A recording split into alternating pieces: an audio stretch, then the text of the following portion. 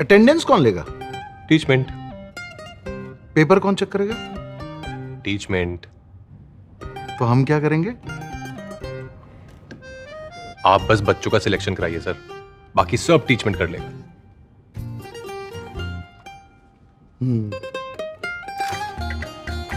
चाहे जैसी भी जरूरत हो, टीचमेंट पे टीचिंग आसान है। आज ही डाउनलोड करें टीचमेंट, इंडिया का नंबर 1 टीचिंग ऐप।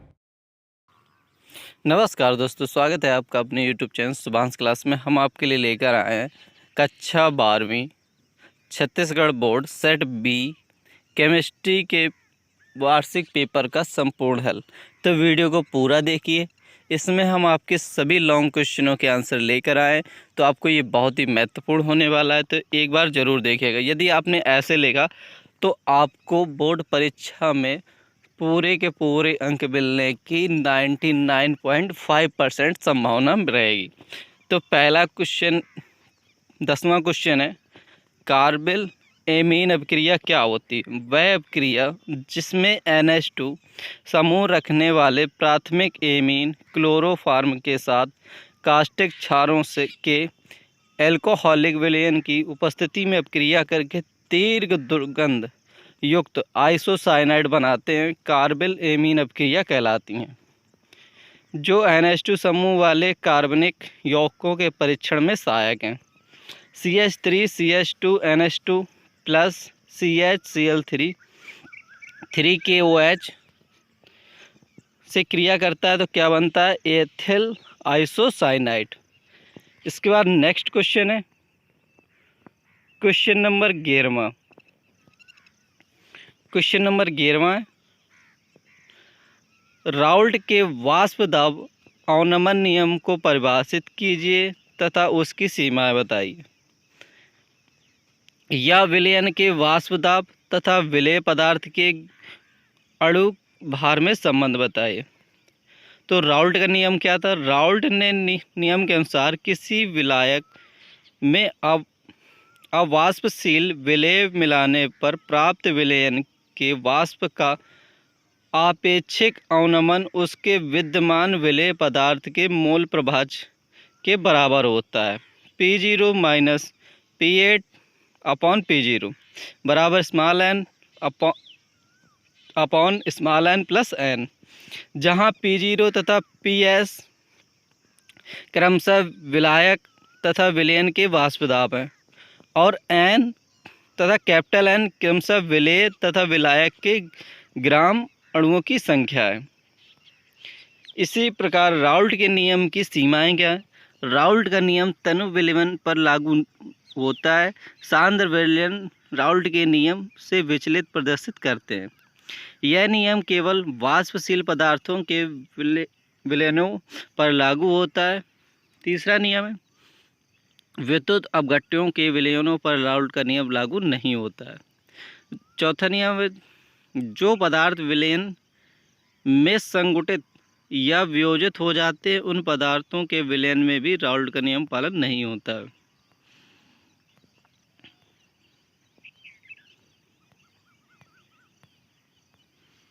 विलेय का अणुभार क्या होता है? M1 बराबर P0 upon P0 minus PS W1 into M2 upon W2। शून्य कोटि की अभिक्रिया क्या होती है?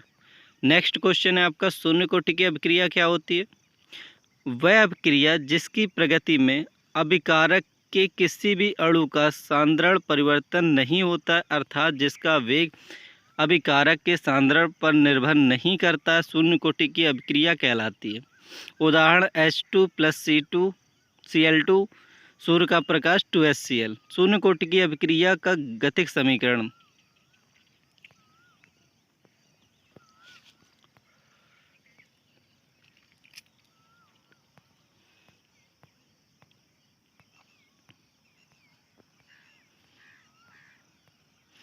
K बराबर x अपॉन टी। इस समीकरण को शून्य कोटि की अभिक्रिया का गतिक समीकरण कहते हैं, जहाँ K का मान ज्ञात करने के लिए मात्रक होता है इसका mole litre inverse upon second. इसे लिखते हैं mole litre inverse second inverse. Next question है, अधिशोषण और अवशोषण में अंतर। प्रश्न नंबर 13वें का आंसर है आपके, अधिशोषण और अवशोषण में अंतर बताइए। पहला अंतर है इसका, यह एक सतही पृष्ठ घटना है जो केवल अधिशोषण की सतह पर होती है।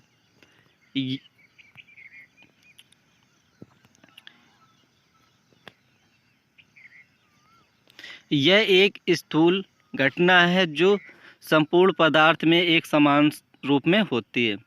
अधिशोषण में अधिशोष की सांद्रता सतह पर अधिक तथा स्थूल से भिन्न होती है। अवशोषण में अधिशोष की सांद्रता सतह जगह एक समान होती है। अधिशोषण की दर प्रारंभ में तीव्र होती है तथा फिर धीरे धीरे घटती है और सामान्य स्थापित होने पर घटती रहती है। संपूर्ण प्रक्रिया में अवशोषण की दर समान रहती है तथा साम्य शीघ्र स्थापित होता है। यह ऊष्माक्षेपी प्रक्रम है, इसमें कोई सार्थक ऊष्मा परिवर्तन नहीं होता है। यह उत्कम्बी प्रक्रम है, यह उत्कम्बी प्रक्रम है। यह ताप और दाब पर निर्भर करती है, यह ताप और दाब पर निर्भर नहीं करती। उदाहरण, सिलिका जेल का जल वाष्प नमी का अधिशोषण।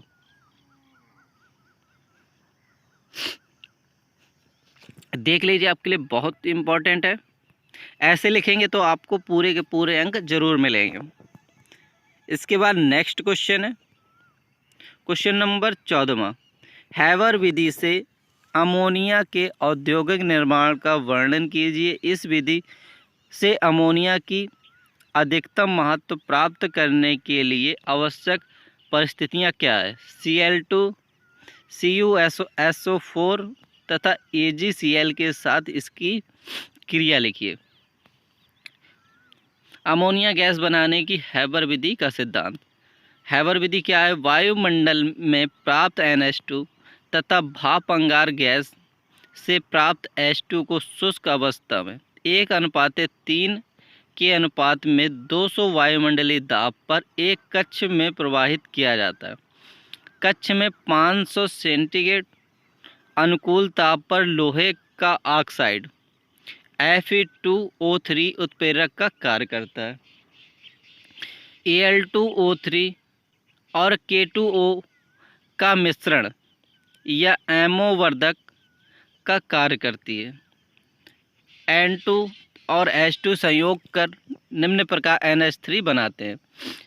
NH2 का एक आयतन और 3 आयतन H2 के एक क्रिया करते हैं तो 2 आयतन बनाते हैं NH3 के और 22.4 किलो कैलोरी ऊष्मा उत्पन्न होती है। यह हैबर विधि से अमोनिया बनाने का औद्योगिक चित्र, इसे ज़रूर देख लीजिए। इसे बनाएंगे आप और बनाना भी है तो अच्छे से देख लीजिए, कैप्चर कर लीजिए या आप बना लीजिए वीडियो रोक के।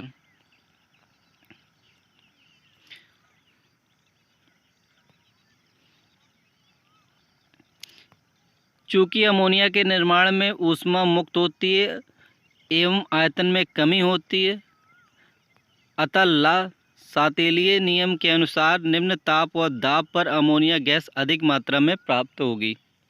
इसके साथ साथ चूँकि अभिक्रिया उत्क्रमणीय है, इस कारण क्रिया क्षेत्र में यदि अमोनिया को बराबर हटाते रहा जाए तो अभिक्रिया विपरीत दिशा में नहीं होगी और अमोनिया गैस अधिक मात्रा में बनेगी। क्लोरीन से क्रिया, जब अमोनिया की क्लोरीन से क्रिया कराते हैं तो क्या बनता है? सल्फेट, कॉपर सल्फेट से कराते हैं तो क्या बनता है?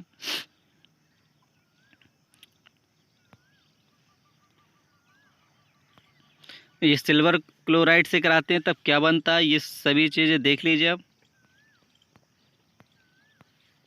नेक्स्ट क्वेश्चन है क्वेश्चन नंबर 18।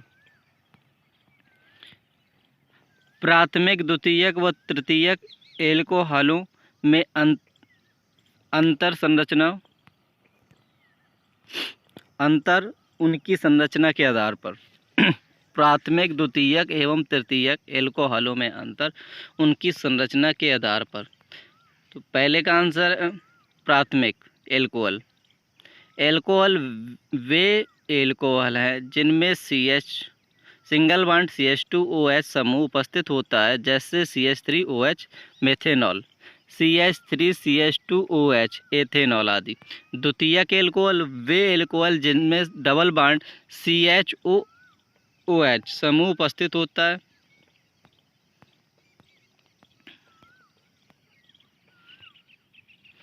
जैसे CH3 single bond CH single bond CH3 और OH। आइसोप्रोपेनॉल। इसके बाद नेक्स्ट क्वेश्चन है, क्वेश्चन नंबर 19 का आंसर है फिनॉल क्या है। फिनॉल का परिचय। फिनॉल क्या है? परिचय इसका एरोमेटिक हाइड्रॉक्सी यौगिक का मुख्य गुण OH मूलक की उपस्थिति है। यह बेंजीन वलय से सीधा जुड़ा हो सकता है या पार्श्व श्रृंखला में जुड़ा हो सकता है। अतः जब हाइड्रॉक्सी OH समूह बेंजीन वलय के कार्बन से सीधा जुड़ा होता है तो इस प्रकार के यौगिक को फिनॉल कहते हैं। जबकि OH समूह पार्श्व श्रृंखला के कार्बन से जुड़ा हो तो उसे एरोमेटिक एल्कोहल कहते हैं। अतः वे यौगिक जिनमें एक या एक से अधिक हाइड्रॉक्सी समूह सीधे बेंजीन वलय से जुड़े होते हैं फिनॉल कहलाते हैं। पैतृक यौगिक जिनमें बेंजीन वलय से केवल एक हाइड्रॉक्सी समूह जुड़ा होता है तो फिनॉल कहलाता है। इसे हाइड्रॉक्सी बेंजीन या कार्बोनिल अम्ल के नाम से भी पुकारा जाता है। इसको सन 1934 में रंगे ने कोल तार से प्राप्त किया था। इसको कार्बोलिक अम्ल कहा जाता है। यह लकड़ी की तार तथा नारियल खोल के तार में भी उपस्थित होता है। यह जीवाणुनाशक पदार्थ लिस्टर ने इसे सर्वप्रथम जीवाणुनाशक के रूप में प्रयुक्त किया था। देख लीजिए इसकी संरचना। बेंजीन वलय से जुड़ा हुआ OH समूह तो क्या क्या बनाएगा? Phenol, cresol, M cresol, P cresol. पार्श्व श्रृंखला से जुड़ा होगा तो क्या बनाएगा? बेंजीन एल्कोहल, एकल अभिक्रिया बेंजील एल्कोहल, द्वितीयक अभिक्रिया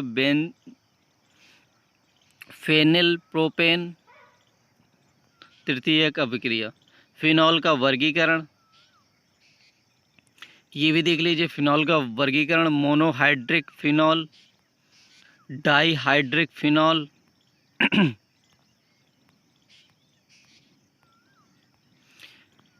इसके बाद नेक्स्ट प्रश्न है क्वेश्चन नंबर 17 का आंसर।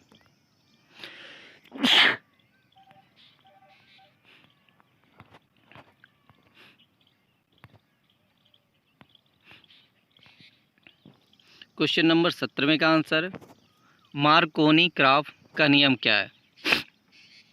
मार्कोनी क्राफ का नियम क्या है? किसी असममित एल्केन की हाइड्रोजन हैलाइड से योगात्मक क्रिया में HX का अधिक ऋणात्मक वाला भाग उस कार्बन परमाणु से जुड़ जाता है जिसका हाइड्रोजन परमाणु की संख्या न्यूनतम होती है। किसी असममित एल्कीन की हाइड्रोजन हैलाइड HX से योगात्मक क्रिया में HX का अधिक ऋणात्मक वाला भाग उस कार्बन परमाणु से जुड़ जाता है जिस पर हाइड्रोजन परमाणु की संख्या न्यूनतम होती है। तो प्रोपीन की क्रिया कराएंगे HBr से तो क्या बनेगा? CH3 single bond CH single bond CH3 और Br। इसके बाद नेक्स्ट क्वेश्चन है 21 क्वेश्चन है टॉलेन अभिक्रिया क्या है? टॉलेन परीक्षण के उदाहरण। एक उदाहरण का रासायनिक समीकरण लिखिए। अमोनीकृत silver nitrate AgNO3 plus NH4OH विलयन को टॉलेन अभिकर्मक कहा जाता है। एल्डिहाइड टॉलेन अभिकर्मक से क्रिया करके रजत दर्पण बनाते हैं। अतः इस क्रिया को एल्डिहाइड समूह की उपस्थिति की जांच हेतु किया जाता है। एल्डिहाइड की क्रिया कराएंगे टॉलेन अभिकर्मक से तो रजत दर्पण प्राप्त होगा 2G। इसके बाद नेक्स्ट क्वेश्चन है क्वेश्चन नंबर 24। एसिटिलीकरण क्या होता है? एसिटिलीकरण क्या होता है? इस अभिक्रिया में NH2 समूह के हाइड्रोजन परमाणुओं का प्रतिस्थापन एसिल समूह RCO द्वारा होता है। इसके लिए एमीन की अभिक्रिया एसिल क्लोराइड या हाइड्राइड के साथ की जाती है, जैसे RNHCl की क्रिया सिंगल बॉन्ड से करवाते हैं।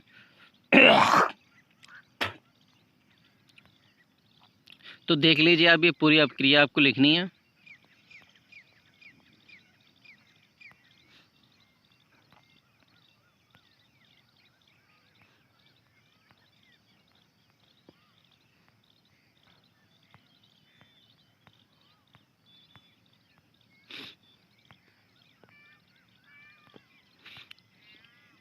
इसके बाद नेक्स्ट है रिडॉक्स अभिक्रिया क्या होती है। 25 नंबर का आंसर। रिडॉक्स अभिक्रिया क्या होती है, उसकी व्याख्या एक उदाहरण दीजिए।